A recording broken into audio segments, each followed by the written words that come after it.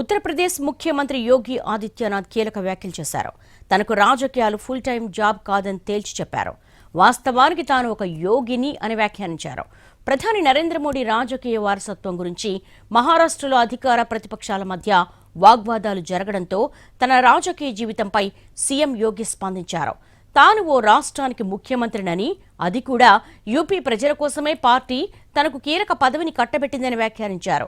ప్రతి పనికి ఒక కాల పరిమితి ఉంటుందని, అలానే తన రాజకీయ జీవితానికి కూడా పరిమితి ఉంటుందన్నారు యోగి.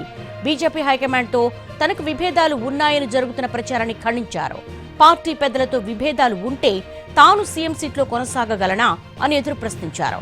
మోడీ రాజకీయ వారసుడు మహారాష్ట్ర నుంచి వస్తాడని జరుగుతున్నటువంటి ప్రచారాన్ని ఆ రాష్ట్ర సీఎం ఫడ్నవీస్ కొట్టిపారేసిన తరుణంలో యూపీ సీఎం యోగి వ్యాఖ్యలు మరింత ప్రాధాన్యం సంతరించుకున్నాయి.